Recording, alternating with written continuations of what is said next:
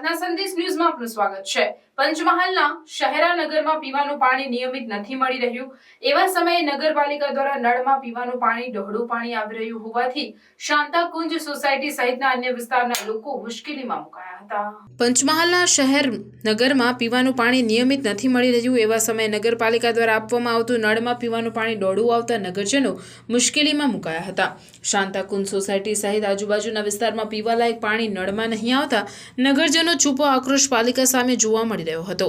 નગરપાલિકા દ્વારા આ બાબતને ગંભીરતા ન લીધી હોવાનું નગરજનોમાં ચર્ચા રહ્યું છે। જો કે પાલિકા દ્વારા નગરજનોને આપવામાં આવી રહેલ નળમાં ડહોળું પાણીમાંથી પણ દુર્ગંધ મારતું હોય ત્યારે પાણીજન્ય રોગચાળો ફેલાય તેવી ભીતિ નગરજનોમાં સેવાઈ રહી છે। પાલિકાના ઇન્ચાર્જ ચીફ ઓફિસર દ્વારા ઉપરોક્ત બાબતને ગંભીરતાથી લેવામાં આવે અને સત્તાધારી પક્ષ દ્વારા વોર્ડ મુજબ મુલાકાત લઈને નગરજનોની સમસ્યાને ધ્યાનમાં લે તે પણ જરૂરી છે। રિપોર્ટર પાર્થિવ દરજી, પંચમહાલ। પ્રાર્થના સંદેશ ન્યૂઝની તમામ લેટેસ્ટ અપડેટ્સ માટે ચેનલને હમણાં જ લાઇક, શેર અને સબસ્ક્રાઇબ કરો।